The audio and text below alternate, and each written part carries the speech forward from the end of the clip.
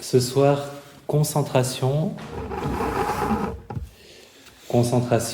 et attention ouverte. Donc, justement pour faire de la place pour des causeries surprises ou des causeries post-it, je vais faire 2 thèmes en un.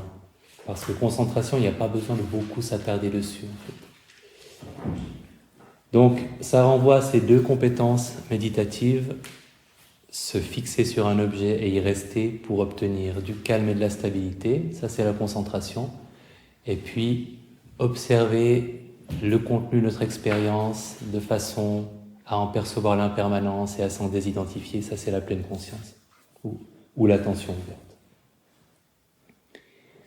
Si on commence par la concentration, la définition, c'est déjà de commencer par dire que c'est pas un bon mot. On a fait de notre mieux pour traduire des mots d'une autre langue et des concepts différents des nôtres. Donc, concentration, ça donne cette image de froncer les sourcils, de devoir faire un effort. Et là, c'est plutôt une absence de dispersion, un rassemblement, une unification de l'attention, une stabilité, un calme. Il faut imaginer des activités de la vie courante où vous pouvez avoir de la concentration, quelque chose que vous aimez beaucoup faire, nager, c'est toujours le même mouvement qui se répète, mais où vous êtes complètement dedans, dans le flow, par exemple. On a cette qualité de concentration, parce que quand vous nagez, si vous êtes vraiment dedans, vous n'êtes pas en attention ouverte, vous n'êtes pas en train de penser à plein d'autres trucs, comme parfois on voit des personnes qui nagent côte à côte, à la brasse, avec la tête qui sort de l'eau et qui discutent. Je ne parle pas de cette situation-là. Quand vraiment vous êtes dans le mouvement, là c'est de la concentration. Vous faites toujours la même chose, vous avez un seul objet, le corps en mouvement qui nage, et vous êtes absorbé. Et ça correspond à de la détente, à de la stabilité, à du calme, pas à un effort, ni à une tension. La concentration permet de se fabriquer des moments de calme et ça muscle l'attention pour pouvoir plus facilement pratiquer la pleine conscience. Donc on a vraiment besoin de ce travail de musculation pour obtenir une attention ouverte qui est satisfaisante.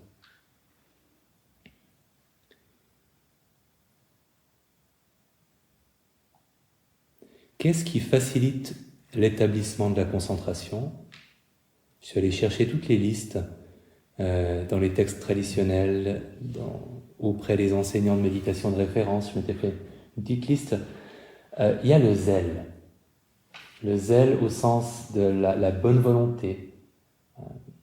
Donc il y a quand même cet élément d'effort, mais c'est vraiment... Zèle et bonne volonté, ça correspond assez bien à juste une disposition d'esprit où on a envie de le faire.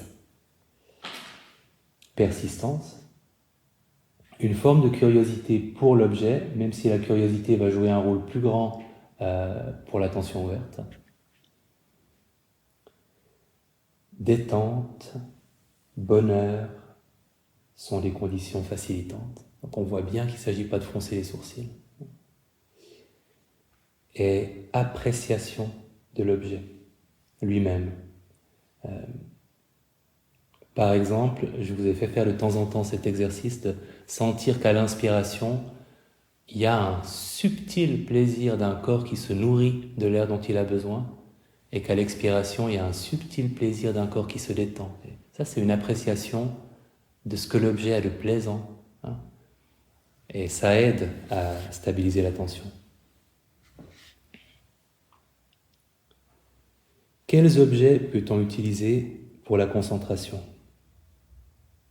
Dans les méditations traditionnelles, il y en a énormément. Il y a des listes. Il y a beaucoup de listes dans la tradition bouddhiste. Donc à chaque fois qu'on va se plonger dans un sujet en particulier, on tombe sur des listes. Parce que c'était un bon moyen mnémotechnique avant que les textes soient mis par écrit. Donc il y a énormément les 7 trucs, les 12 machins, etc. Et les objets, il y en a vraiment beaucoup, je ne sais plus combien il y en a. Les objets possibles pour la concentration, parmi ceux qui me paraissent praticables de nos jours, la flamme d'une bougie. Très joli si vous voulez le faire chez vous. Prenez une bougie, regardez la flamme. D'abord, l'objet de méditation, c'est la flamme. Et quand vous l'avez fixée suffisamment longtemps, en fermant les yeux, l'image négative bleutée de la flamme apparaît, et c'est ça que vous fixez. Et vous continuez à fixer l'image négative de la flamme. Et si tout se passe bien, parfois, vous pourrez continuer à la fixer très longtemps, parce qu'en fait, même si le phénomène rétinien n'est plus là, votre attention garde l'image à force de la regarder constamment. Et c'est en ça que c'est un objet de concentration intéressant. Et évidemment, quand on la perd, on rouvre les yeux, on refixe la flamme, et puis on attend un petit moment, puis on referme les yeux, on a de nouveau l'image négative, etc. C'est un objet ancestral, et c'est assez drôle à essayer. On peut prendre n'importe quelle sensation dans le corps. C'est aussi pour ça que la liste des objets possibles est très longue. On peut prendre la respiration en différents endroits du corps. Les sons. Le corps en mouvement, c'est ce qu'on fait dans la marche. Une phrase qu'on répète. Ça, c'est ce qu'on fait dans la bienveillance, mais toutes les méditations qui utilisent des mantras, c'est ce principe. C'est un très bon objet de concentration, le mantra. Et on peut aussi prendre une qualité, un état d'esprit comme la bienveillance, et cultiver en continu cet état d'esprit-là, et ça peut créer un état de concentration.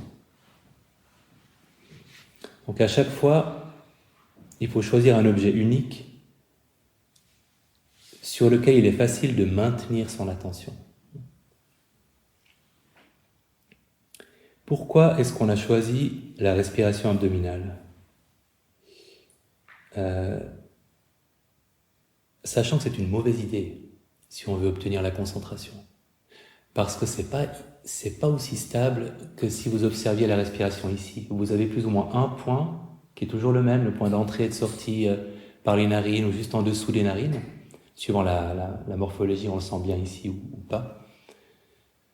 Et ça, c'est bien, parce que c'est un point unique, alors que c'est plus vaste et ça bouge plus dans la région abdominale.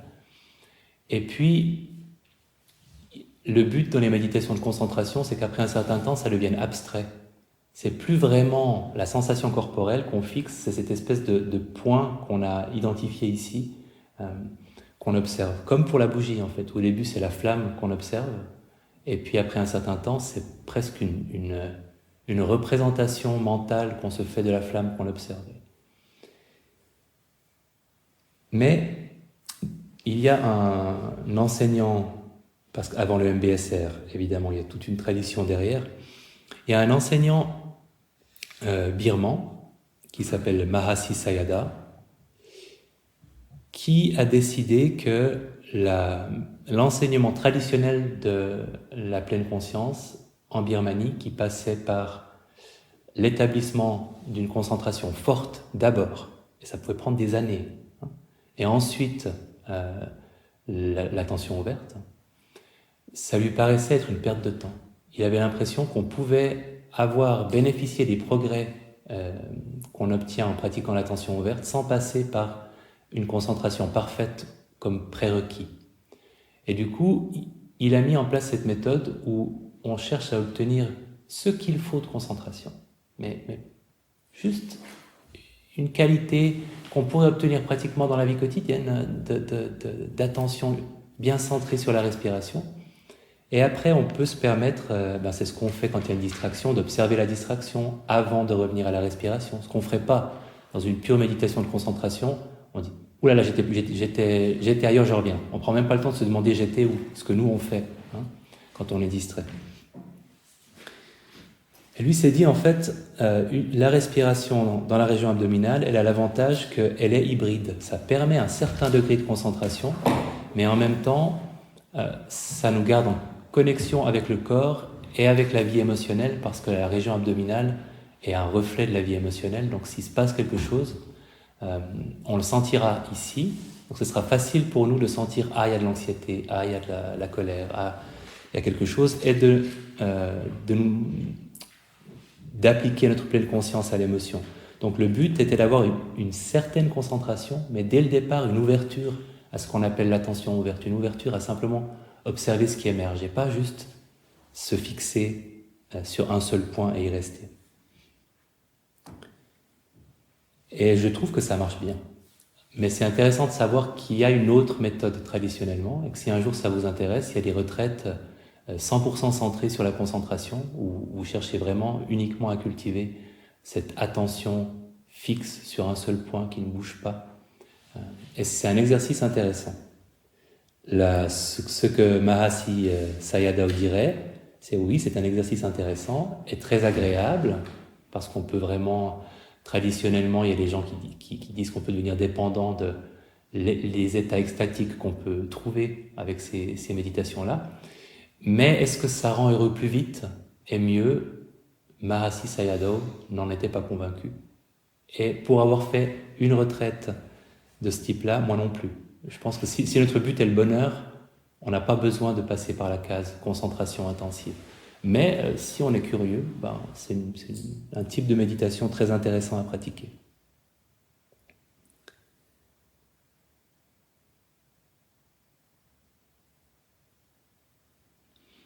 Dans le rapport à l'objet de méditation de concentration, il y a cette notion de juste effort. Donc la corde de la guitare, ni trop tendue, ni trop détendue.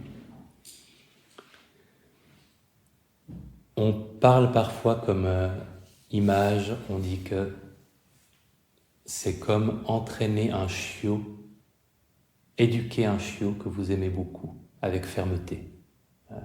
C'est cette attitude-là qu'on a avec notre attention flottante et baladeuse. On dit non, on revient. Oui, mais non. Et on le refait, et on le refait, et on le refait. Et j'aime bien l'idée du chiot, ça me parle. L'éducation du chiot. Avec un objet de méditation, cet effort consiste en plusieurs actions successives. Il y a la décision et la redécision et la redécision de se focaliser sur l'objet. C'est ce qu'on fait à chaque fois en fait. Quand on a été distrait, on dit « et je reviens, je redécide ». D'abord on décide, ensuite on se connecte. Ça veut dire « il est où cet objet, c'est quoi ? Je le trouve où ?» Et après on le trouve. On trouve que c'est cette sensation dans la région abdominale. Et quand on s'est connecté, on se maintient. Et on le refait, et on le refait, et on le refait. Et parfois, ça peut être utile d'avoir ce concept, de réaliser qu'on va faire très rapidement ces trois choses. On va décider, donc il y a une motivation derrière, il faut avoir envie de revenir. Trouver ce qu'on veut observer. Une fois qu'on l'a trouvé, on le cible et après on s'y maintient. Dans le langage pali, il parle de l'application, quand on trouve l'objet, quand on se connecte à l'objet, qui se dit vitaka, et du maintien, suivre l'objet, rester sur ce qu'on a trouvé, rester sur ce à quoi on s'est connecté, qui se dit vijara. Et il y a cette image très jolie du vol du rapace. Quand on a un objet de concentration, trouver l'objet, c'est donner quelques coups d'aile, et ensuite se maintenir, c'est planer. Et quand vous avez un objet de méditation, comme la respiration, par moment, vous devez sans arrêt rebattre les ailes. Vous avez perdu la netteté de l'objet, ou vous avez été distrait, et vous devez redonner 3 ou 4 coups d'aile, et après, vous maintenez l'attention sur l'objet. Et de temps en temps, vous planez longtemps. Et ça correspond vraiment à une réalité de l'expérience vécue méditative, que parfois on sent qu'on a plané pendant un bon moment. La respiration se faisait toute seule et nous on se contentait de continuer à être avec elle. Et puis par moment, il y a une application de revenir, et même sans avoir été distrait, mais on sent que quelque chose se ramollit dans la clarté des sensations, on les sent moins bien, on est en train de glisser vers autre chose. Et à ce moment-là, on doit rebattre un petit peu des ailes.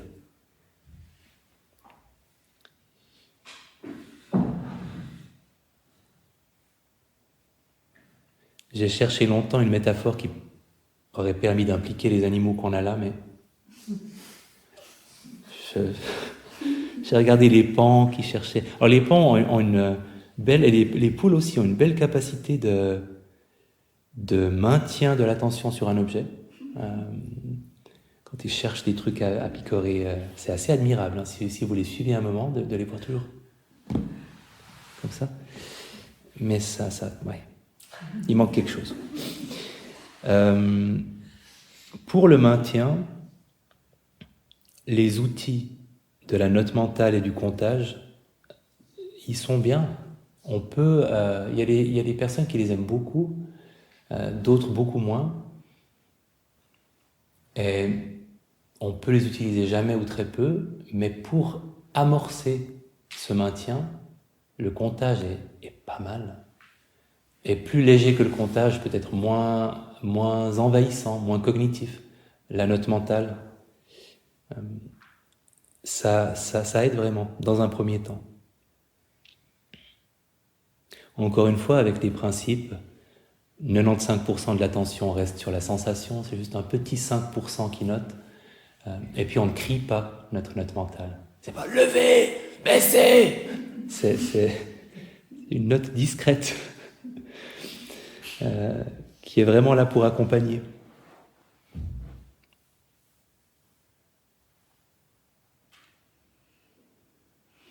Dans la méditation de concentration, la relation au temps est extrêmement importante. Et j'ai toujours l'impression de revenir et d'insister lourdement avec ça, en sachant pas toujours si ça sert à quelque chose.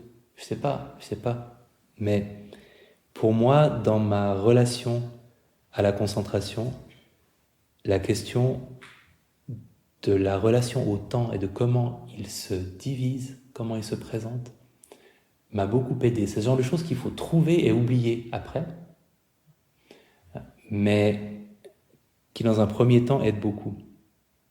Qu'est-ce que je veux dire par là? Que un enseignant de méditation disait la règle la plus importante dans le rapport à la respiration, c'est qu'on n'a jamais besoin de plus de l'attention nécessaire pour une demi-respiration, pour une inspiration, pour une expiration. Et on prend conscience de l'inspiration, et dans l'inspiration, il y a le début, le milieu, la fin, et ensuite, on prend conscience de l'expiration, et il y a le début, le milieu, la fin, et on prend conscience de la transition entre deux respirations, qui a aussi un milieu, un début et une fin, quand on sent que l'inspiration va venir. Cette idée aussi que je lâche de temps en temps, de course de relais. On a fait l'inspiration. Paf, on passe le relais, maintenant c'est l'expiration. Et paf, c'est la pause entre deux respirations. Et bien sûr que c'est aussi quelque chose à oublier de temps en temps, parce que on ne peut pas hacher artificiellement la respiration de cette manière-là constamment. À un moment, on se laisse respirer et puis on reste avec la respiration, qui est un processus continu, et on n'a pas besoin de faire cet effort de vivre les choses comme ça, découpées en tranches temporelles. Mais qu'est-ce que ça aide, en tout cas dans un premier temps, à pas avoir à battre des ailes trop souvent, justement, à cultiver ce maintien de la relation à l'objet avec le temps.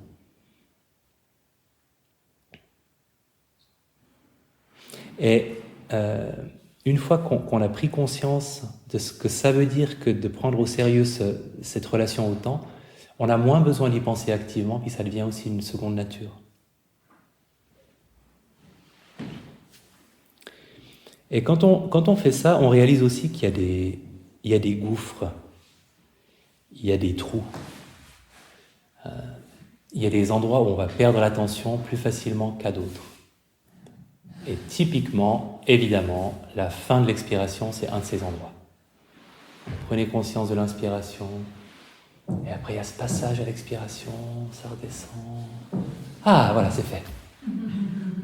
Et il y a le côté mission accomplie, donc je vais penser à autre chose, ou il y a le côté simplement, je manque de stimulation, parce que l'entre-deux respirations, c'est pauvre en termes de sensations. Donc on décroche, parce que c'est pauvre. Et on se dit, je vais attendre la prochaine, alors qu'on ne devrait pas se dire, je vais attendre la prochaine, on devrait se dire, je vais faire de l'espace entre deux respirations un truc que j'observe aussi. Et donc, c'est pas inspiration, expiration, plus rien en attendant que la prochaine arrive, c'est inspiration, expiration, espace entre deux respirations.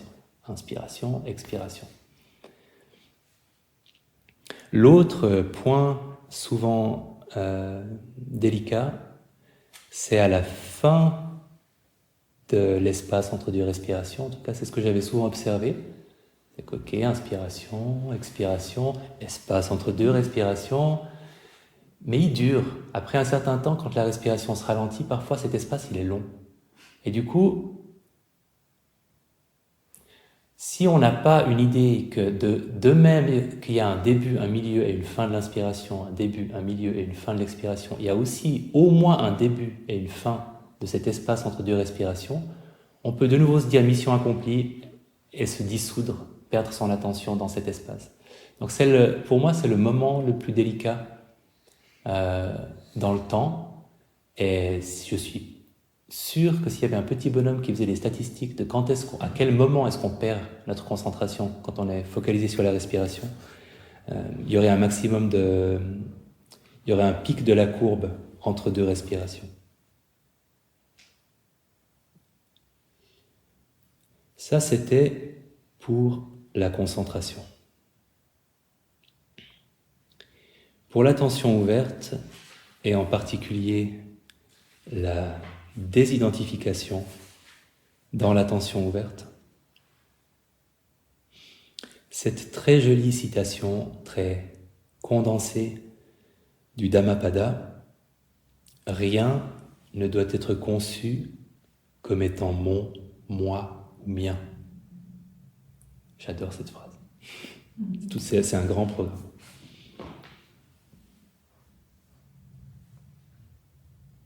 Alors, si elle est un peu sibylline, ça ne va pas s'arranger parce que je vais vous raconter l'histoire de Bahia, qui est un peu un koan, une histoire que je raconte en sachant qu'elle rend perplexe.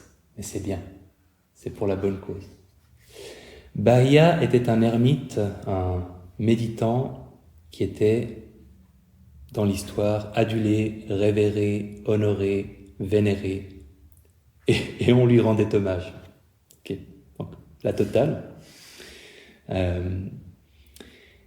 Et ça, c'était très bien. Donc, c'était une petite star locale de la spiritualité en Inde. Mais il était pris d'un doute tenace. Il se demandait, suis-je éveillé? Ai-je atteint l'éveil ou pas? Parce que certes, on m'adule, on me révère, on m'honore, mais moi, je ne suis pas sûr. A priori, si on a un doute, c'est probablement que c'est pas le cas. Mais heureusement pour lui, dans cette histoire, il y avait des devas. Les devas dans la mythologie bouddhiste, c'est des espèces d'esprits de créatures qui sont pas humaines, mais qui sont intelligentes et qui se promènent parmi nous. Et une deva l'a pris en pitié et lui a dit: mon cher Bahia, ou plutôt mon pauvre vieux Bahia, tu n'es pas éveillé, tu n'es pas en voie de l'être, et ta pratique actuelle ne te permettra simplement jamais d'y arriver. Voilà, c'est une deva franche. Et Bahia, très désemparé, il dit: mais alors qui? Et évidemment, la deva lui dit: il y a un mec un peu plus au nord, qui s'est assis au pied d'un arbre, qui a obtenu des résultats va le voir. Alors Bahia se met en marche et ça tombe mal parce qu'au moment où il atteint finalement, après je ne sais pas combien de jours de marche, le village où se trouvait le Bouddha, celui-ci est en train de faire la tournée avec son bol pour obtenir à manger, comme tous les moines, lui y compris, faisaient tous les jours. Une fois par jour, il y avait un seul repas par jour. Vous voyez la situation décadente à laquelle on est arrivé. Voilà.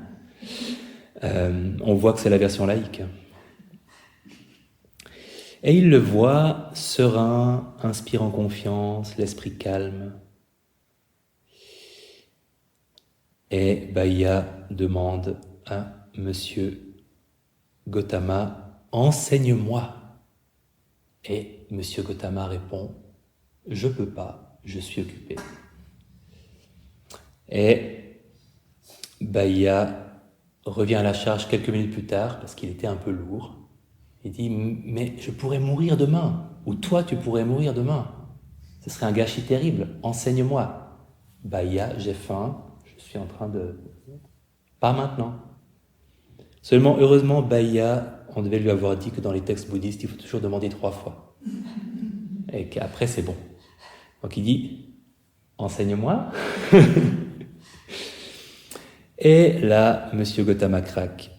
Et il dit, ok. Bahia, voilà comment tu dois t'entraîner. En ce qui concerne le vu, il n'y aura que le vu. En référence à l'entendu, il n'y aura que l'entendu. En référence au ressenti, il n'y aura que le ressenti. En référence aux pensées, il n'y aura que le pensé. C'est ainsi que tu dois t'entraîner. Et quand pour toi, il n'y aura que le vu en référence au vu, que l'entendu en référence à l'entendu, que le senti en référence au senti, que le pensé en référence au pensé, alors, Bahia, il n'y aura pas de toi en relation avec cela. Et quand il n'y a pas de toi en relation avec cela, il n'y a pas de toi là. Et quand il n'y a pas de toi là, tu n'es ni ici, ni là-bas, ni entre les deux. Et ça, juste ça, est la fin du stress, de la souffrance, le secret de la libération.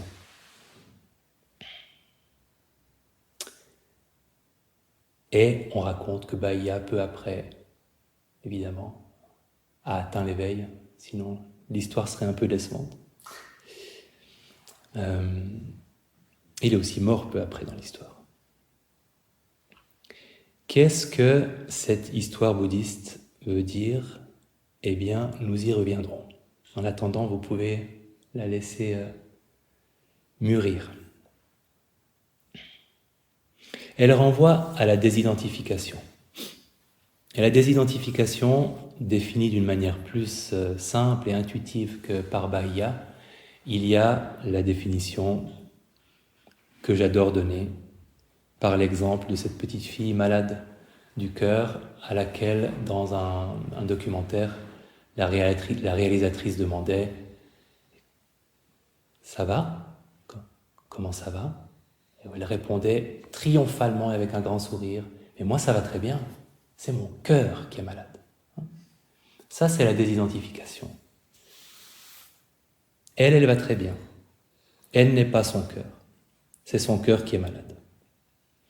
Ou ce vieil enseignant, Munindraji, dans une gare routière en Inde, où le bus ne venait pas, où il faisait chaud, où tout le monde commençait à être frustré et énervé, où il avait un certain âge, et où un de ses disciples lui demande « Là aussi, est-ce que ça va ?» Où il répond « Il y a de la chaleur ici, mais je n'ai pas chaud. Il y a de l'impatience ici, mais je ne suis pas impatient. Il y a de la frustration ici, mais je ne suis pas frustré. » Ça, c'est la désidentification, par 2 maîtres en la matière.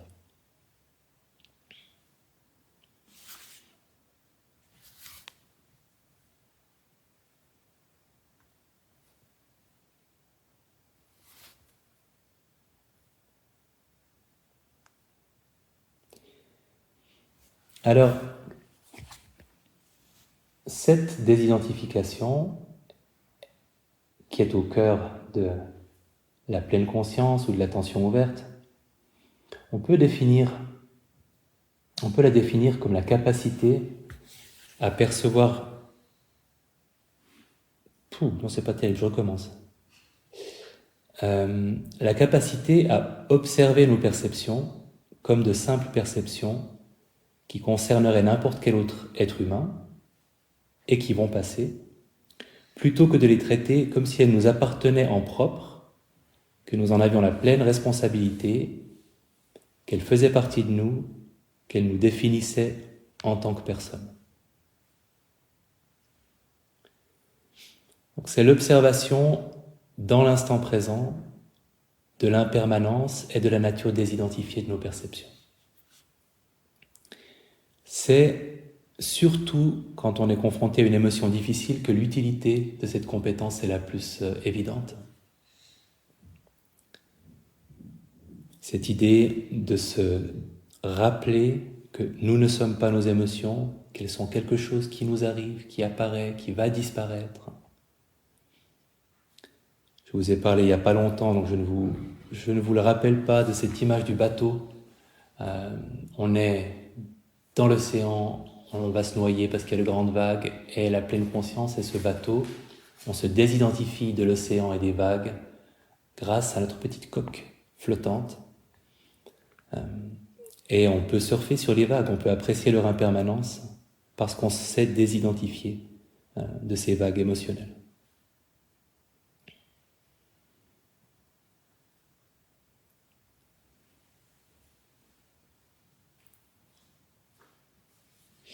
Qu'est-ce que c'est que le contraire de la désidentification ? C'est l'identification. On peut parler, en anglais, il parle de selfing. En français, on pourrait dire moi-je-isation, quand on moi-je-ise quelque chose, ou quand on moi-je-ise tout court. C'est au lieu d'observer quelque chose comme étant un simple phénomène, on s'y identifie et on a des pensées qui tournent autour de cette identité qu'on a et cette personne qu'on est. Ça correspond en neurosciences à ce qu'on a appelé le mode par défaut, qui a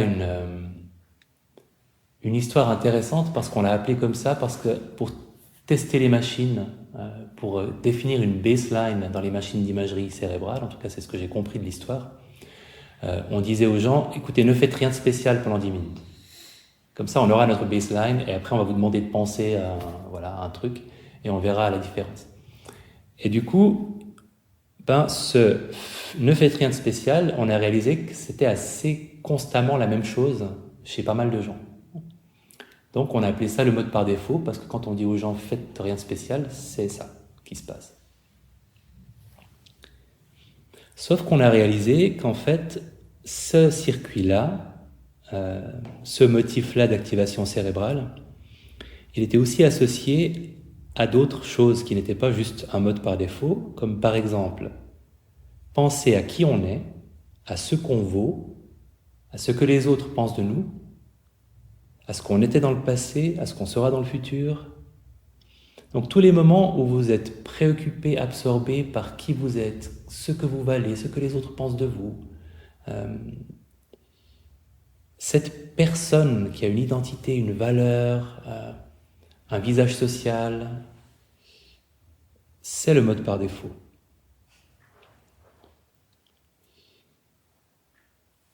Ce qui tourne autour du statut aussi, des qualités, des défauts. Et évidemment, à quel point ce mode-là, ces préoccupations-là, sont-elles au centre de votre attention quand vous regardez un coucher de soleil, quand vous buvez la première gorgée d'un bon café, quand vous regardez les poules picorer? Il n'est pas là. Par contre, il est là quand vous trouvez que tout à l'heure, on ne vous a pas parlé comme vous méritiez qu'on vous parle, quand vous vous dites décidément vous êtes une personne anxieuse, une personne dépressive, une personne ceci, cela, que demain vous serez mieux, vous aurez un meilleur statut. Donc, sans surprise, c'est aussi un circuit qui est associé à la rumination dépressive. Parce qu'en fait, quand on moi-je-ise, ça ne conduit pas spécialement à être super heureux. Alors que quand on ne moi-je-ise pas et qu'on est totalement absorbé par l'expérience qu'on est en train de percevoir, généralement, c'est des moments plutôt agréables.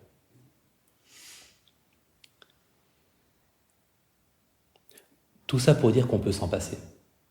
Pas complètement, il faut se rappeler de qui on est pour pouvoir payer les impôts, mais c'est pas indispensable de consacrer une grande partie de notre vie à se dire je suis gna gna gna et je serai gna gna gna et j'étais gna gna gna. On peut le faire moins, en tout cas. Sans surprise toujours, la méditation va désactiver, inhiber ce circuit-là. On va en renforcer un autre, qui est celui de la métacognition, qui n'est pas le circuit du moi-je. Et je m'excuse auprès de tous les neuroscientifiques qui écouteront un jour cet enregistrement, comme je m'excuse auprès de tous les professeurs en religions orientales et tous les enseignants bouddhistes aussi, pour toutes mes causeries, passées et futures. Mais voilà, je vulgarise. En pratique, la conscience de la désidentification se travaille comme l'impermanence dans le rapport aux distractions. À chaque fois qu'on a la chance d'avoir été distrait, on peut observer que ce n'est pas qui nous sommes, mais juste quelque chose qui est apparu et qui va passer, et dans l'attention ouverte. Et vous vous rappelez tout à l'heure, pour la concentration, on avait décidé entrer en contact et maintenir, les trois actions qu'on faisait pour se focaliser sur un objet. Et pour l'attention ouverte, ce serait plutôt s'ouvrir à, reconnaître et rester. C'est un peu artificiel, mais j'aime bien trouver les mots. Donc ce seraient les mots que je proposerais. On s'ouvre à l'expérience. C'est moins une décision parce qu'on ne vise rien de particulier. On reconnaît ce qui se passe, on identifie, et puis on reste dans cet espace qu'on a créé. Quelques rappels pour la pratique de l'attention ouverte.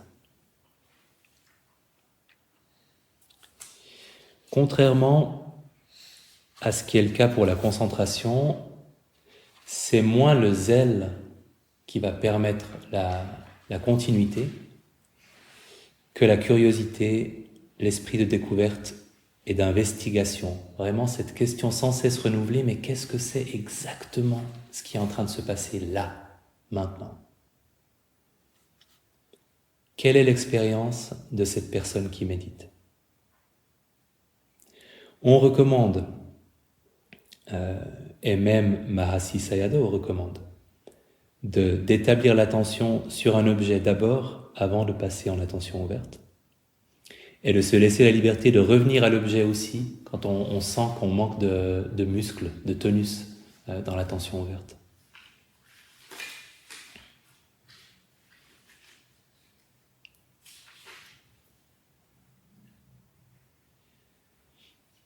Pour l'attention ouverte aussi, la note mentale peut beaucoup aider.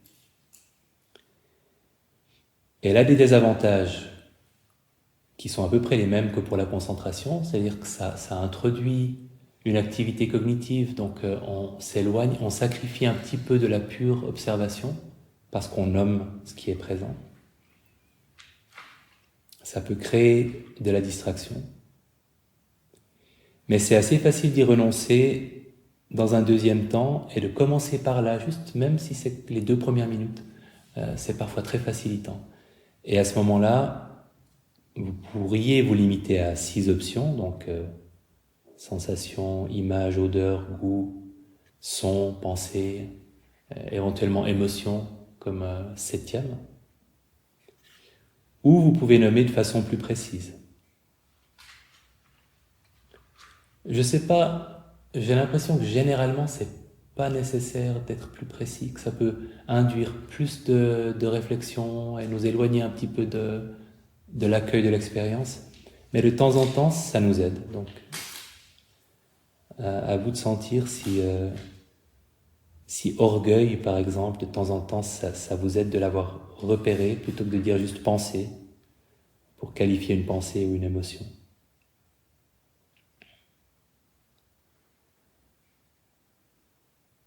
Parfois aussi, si vous avez un des 5 obstacles, ça peut être aidant de pas juste nommer en attention ouverte émotion, par exemple, pour de l'agitation, mais de dire agitation, pour que vous vous rappeliez ce que c'est que ce truc-là qui s'appelle agitation, et que ça vous aide peut-être à mieux entrer en relation avec lui d'une manière qui vous aide à pas trop subir cet état-là.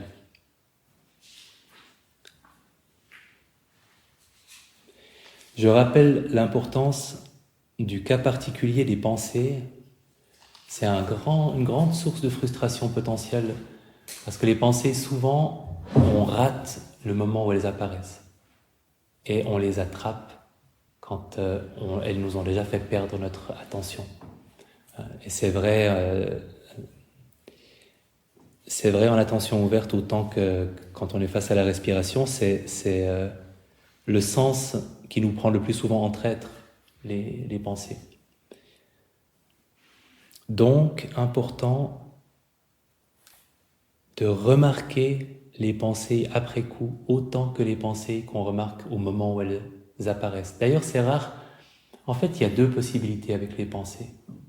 En tout cas, c'est à peu près comme ça que je vis les choses. Ou bien, je perçois une étincelle de pensée, une amorce de pensée, Pierre, ce serait pas mal que tu penses à ça maintenant. Mais il n'y a pas encore de pensée vraiment construite, c'est juste laisse tomber cette histoire d'attention ouverte et glisse plutôt vers cette pensée-là. C'est comme une espèce de proposition. Et là, je peux dire, je t'ai vu, et revenir simplement à ce qui viendra ensuite. Parce qu'à partir du moment où je dis je t'ai vu, je reviens à rien, vu que je ne suis pas dans une méditation de concentration, mais j'attends simplement ce qui viendra ensuite. Parce que du moment que je l'ai remarqué, la pensée s'arrête. Donc, j'attends simplement ce qui vient après.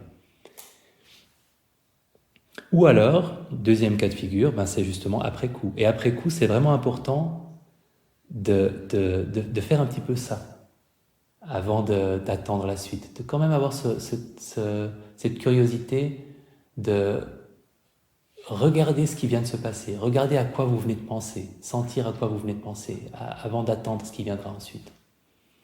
Comme ça, il ne sera pas dit que vous ne l'avez pas observé, cette pensée. Vous l'avez observée. Ce n'est pas un échec, c'est une observation a posteriori.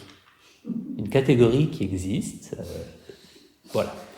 Je l'ai observée, je l'ai eue. Je refuse qu'on me dise que je ne l'ai pas eue. Et ça permet de renforcer votre capacité, à force d'observer des pensées a posteriori. Peut-être que cette même pensée vous prendra moins facilement en traître, parce que vous avez quand même eu l'occasion de la connaître un peu dans le rétroviseur. Donc de vous familiariser avec elle.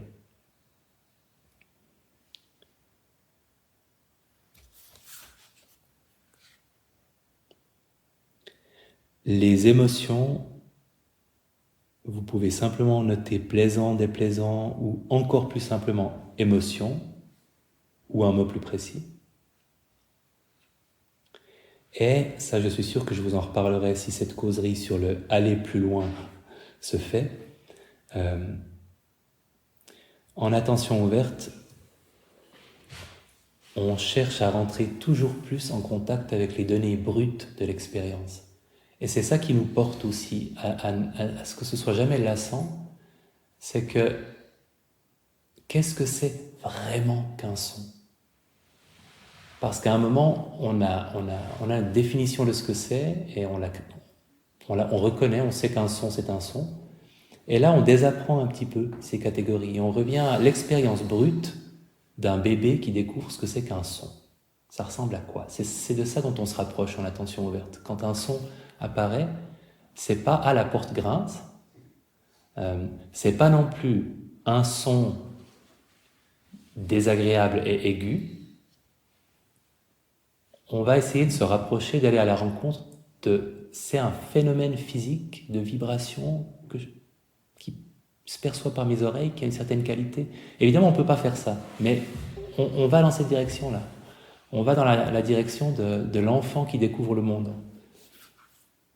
Pour désapprendre tous les concepts qu'on a pris l'habitude de coller sur notre expérience pour les mettre dans les petites cases. On va dans le sens opposé avec cette méditation-là. Et on fait plein de découvertes intéressantes. Je vous avais dit que moi j'avais découvert l'étendue de ma synesthésie, c'est-à-dire que j'ai des canaux sensoriels mal branchés et qu'ils sont mélangés. Et il y a des gens comme ça. Et c'est pas, ça se change pas. Donc je pense que c'est un peu inné. Et pour moi, il y a toujours un élément visuel qui va avec n'importe quel autre sens. Et c'est pas que je vois un truc en même temps que j'entends quelque chose. C'est que c'est livré dans un paquet qui contient à la fois une dimension visuelle, une image, et un son. Et je peux pas n'avoir que l'un. J'avais un peu oublié que j'étais comme ça, et la méditation m'a fait le redécouvrir, et de voir que... Après, je peux ne me focaliser, et c'est ce que je fais généralement, que sur un aspect. Ça au moins je peux le faire, mais l'autre est toujours aussi présent, en filigrane. Tous les sons ont une image, une couleur, les goûts aussi.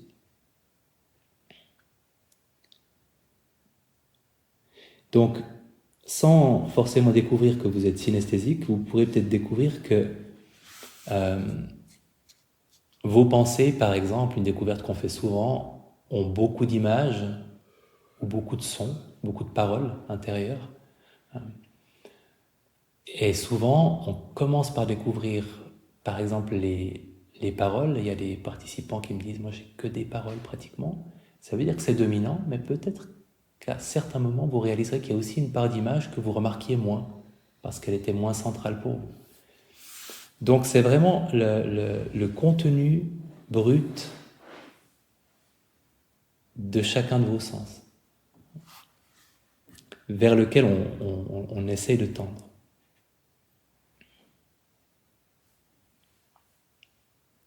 Il y a aussi une notion de temps dans l'attention ouverte.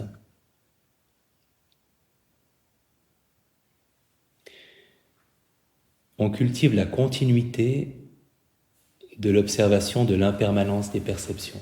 Donc, c'est une situation paradoxale parce qu'on observe quelque chose qui est constamment changeant, mais on l'observe avec continuité. Et je regrette de ne pas l'avoir dit plus tôt, parce que finalement, ça fait pas longtemps que j'explique les choses comme ça, mais en fait, en attention ouverte, le plus souvent, on observe ce qui est présent, par exemple un son, on l'observe jusqu'à ce que ce soit remplacé par une pensée, par une sensation, et après on observe cette sensation jusqu'à ce qu'elle soit remplacée par un son, par une pensée.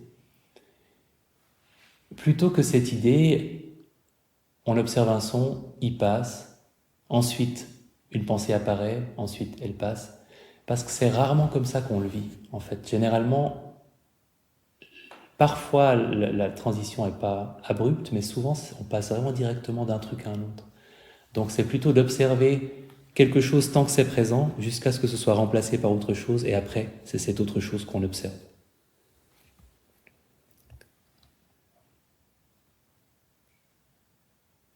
Il n'y a pas de moment où il ne se passe rien en attention ouverte. Si vous avez l'impression qu'il ne se passe rien, c'est vexant à dire, mais c'est qu'il se passe quelque chose et que vous n'avez pas remarqué. Mais du coup, c'est intéressant, parce que ça incite à se dire, ok, là j'ai l'impression qu'il n'y a rien, mais il n'y a pas rien, donc il y a quoi? Est-ce que c'est plutôt que je suis en train de regarder et que je vois rien, que je suis en train d'entendre et que j'entends rien, que je suis en train de penser et que je pense rien? Mais quelle activité est impliquée dans ce qui me semble être rien? Parce que ce sera quelque chose.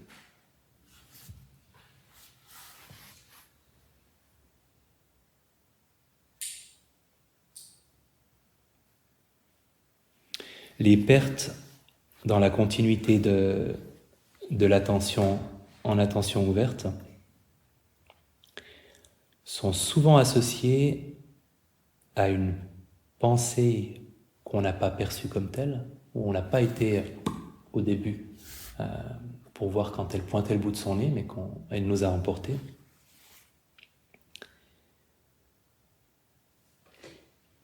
Ou alors, à un des 5 obstacles, évidemment, comme pour la respiration, si on a mal quelque part, si on a de l'agitation qui survient, ça va nous faire perdre aussi notre attention. Ou, plus subtil, à un retour du moi je veux, moi je pense, moi je suis, une recentration sur le moi je qui peut être très très très très très discrète et fourbe. Chez moi par exemple, souvent, donc la pensée me fait perdre ma continuité en attention ouverte, et puis souvent je prends conscience de mon visage par exemple, ou de ma tête, et comme pour moi, cette partie du corps est associée à mon identité, comme pour pas mal de gens, je pense. On est un peu plus ici que dans notre orteil droit, si on doit se situer quelque part dans le corps. Sinon, ce serait terrible quand on se tape l'orteil, imaginez. C'est mon être que je viens de frapper contre. Donc, comme je récapitule, je prends conscience de ma tête, pour une raison ou une autre, c'est ce qui apparaît en attention ouverte. Et comme ma tête, c'est un peu plus moi que d'autres parties de mon corps, tout à coup, il y a un retour à « Ah oui, moi je, Pierre, en train de faire de l'attention ouverte. » Et paf, je la perds. Parce qu'à partir du moment où je me repréoccupe de ces questions identitaires, ben je vais penser à un truc ou à un autre, je vais me demander si ma méditation va bien, si j'ai de quoi être fier de moi, ou fâché, ou déçu, etc. Ça nous fait glisser vers des pensées qui tournent autour de nous, si on a conscience de quelque chose qui nous fait penser à notre identité. Et parfois, ça peut être une partie du corps. Pour moi, c'était aussi, pour vous donner des pistes, c'est sûrement différent, suivant les personnes. Parfois, quand je regarde, les yeux fermés, mais quand je suis en train de regarder, le regard, je l'associe aussi un peu plus à mon identité, l'action de regarder, que l'action de sentir le contact de mes fesses avec le coussin, par exemple. Donc, ça me fait plus glisser vers des pensées et vers cette idée, c'est moi, je suis Pierre, je suis en train de faire ça, et donc je vais penser à ceci ou à cela.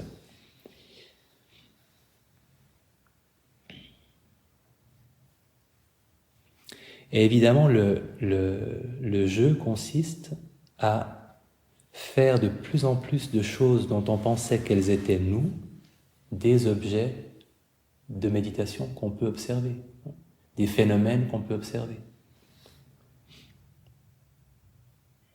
Et vous verrez que vous aurez par moments des découvertes où,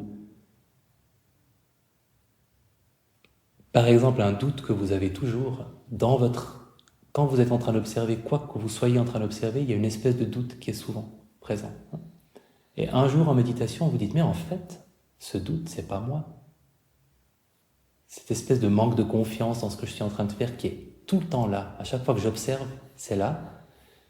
Et vous vous en rendiez pas compte, mais tout à coup, vous allez réaliser que c'était là et vous allez dire, ah ben en fait, c'est aussi un truc que je peux observer. Et maintenant, je vais pas le confondre avec moi parce que je saurais le reconnaître et je saurais que ce doute léger que j'ai identifié, je peux l'étiqueter et je peux le séparer de moi.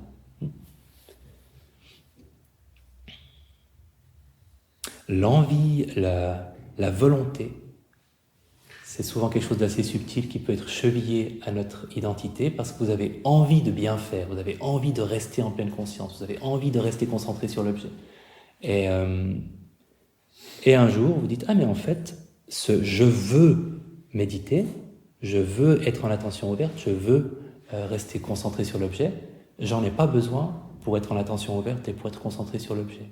Ça fait pas partie de mon observateur ou de mon identité, c'est un truc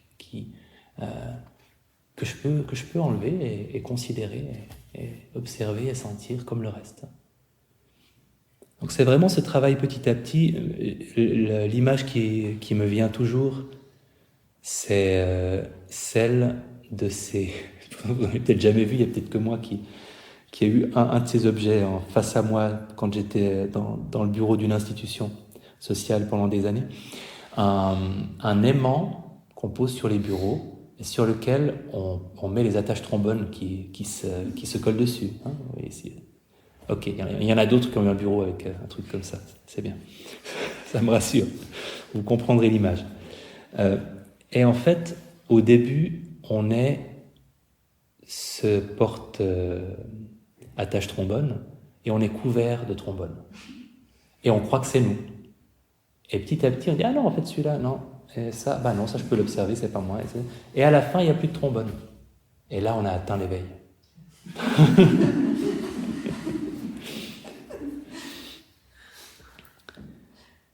Ce que fit Bahiya.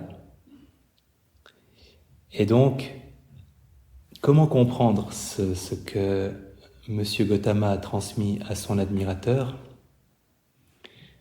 C'est vraiment cette histoire de désidentification. Dans ce qui est entendu, il y a juste ce qui est entendu. Il n'y a rien d'autre.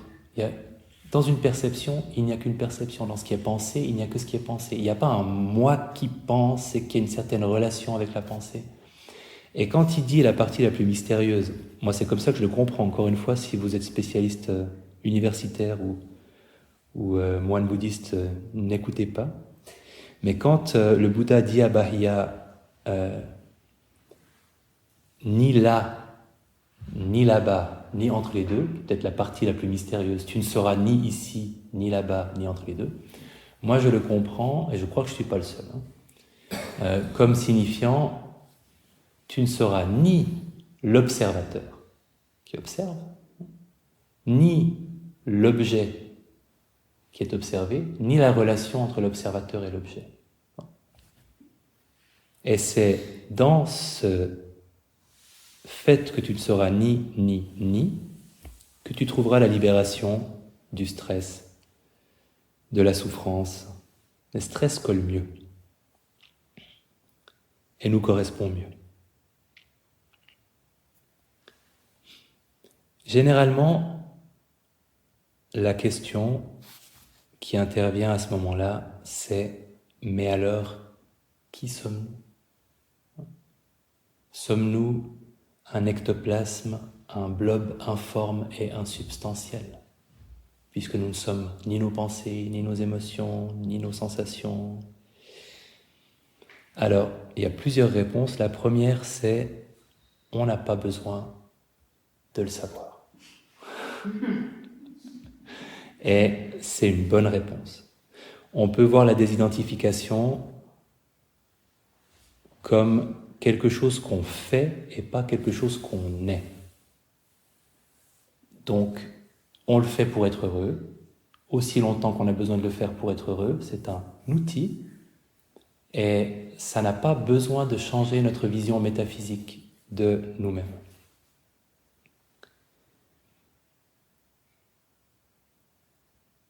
On a besoin de toute façon d'avoir une identité pour un certain nombre de choses importantes de notre vie, donc voilà, on la garde. Et vraiment, comme dans l'exemple de la petite fille avec sa maladie du cœur, c'est un moyen d'être plus heureux, de pas nous identifier à ce qui nous fait souffrir, parce qu'on n'est pas obligé, parce qu'on peut concevoir ces choses-là comme n'étant pas qui nous sommes et comme étant impermanentes, étant destinées à passer. Donc c'est pas une invitation à se dissocier, c'est une invitation à voyager léger, à avoir une identité, oui, mais quand on en a besoin, est légère, pas investie de « je suis quelqu'un de rancunier, je suis quelqu'un d'anxieux, je suis quelqu'un qui mange en situation de stress ». Je suis quelqu'un qui se juge beaucoup. Il y a peut-être besoin de pas beaucoup de ces phrases qui commencent par « je suis » en fait. Il y en a juste quelques-unes que vous pouvez garder. Et puis les autres, vous pouvez les laisser libres. Elles vont devenir des créatures que vous observerez et cesser de faire partie de vous.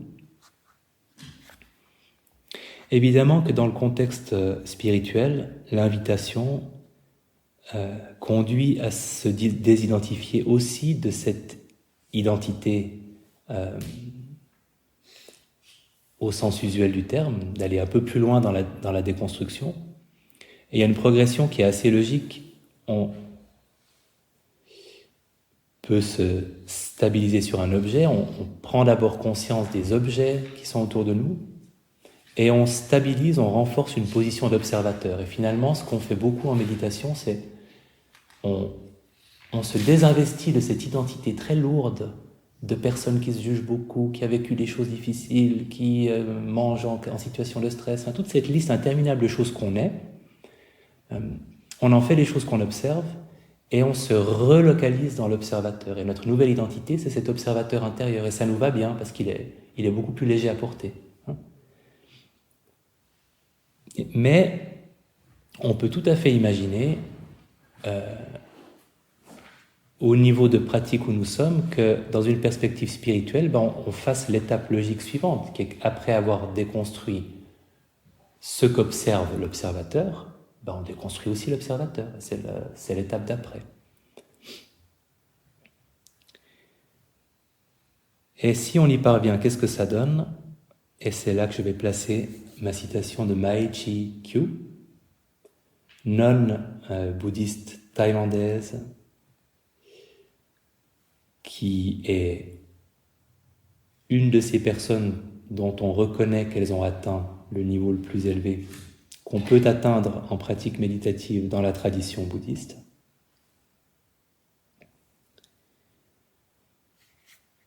Un extrait que j'ai trouvé dans sa biographie d'une de ses déclarations après sa libération. Absolument tout est reconnu.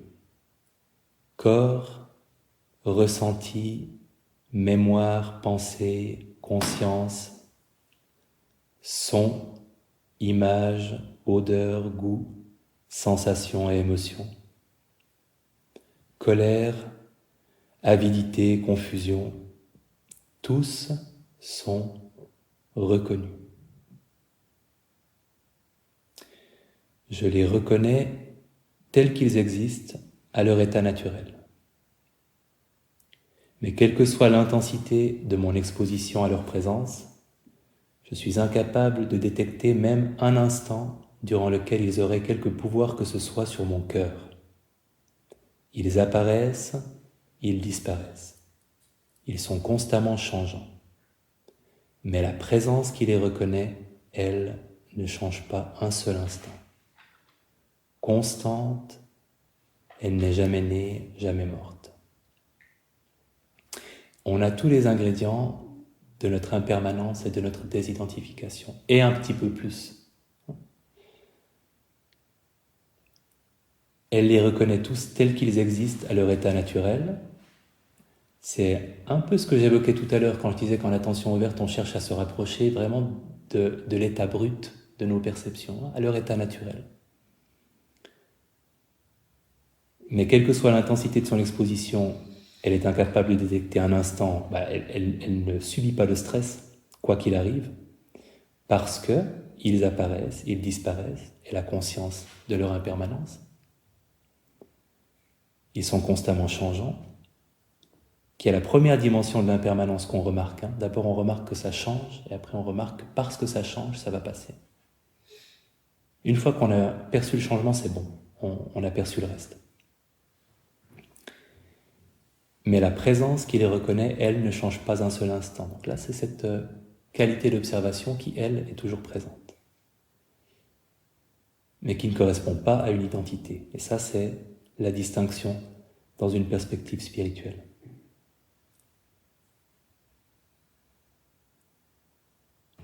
Et Mae Chi Kyu, quand on parle de déconstruction de l'observateur, elle n'est pas devenue un blob informe non plus. Elle est restée une personne tout à fait épanouie et fonctionnelle et heureuse jusqu'à la fin de sa vie. Donc on n'est pas dans quelque chose qui menace notre intégrité dans cette déconstruction-là.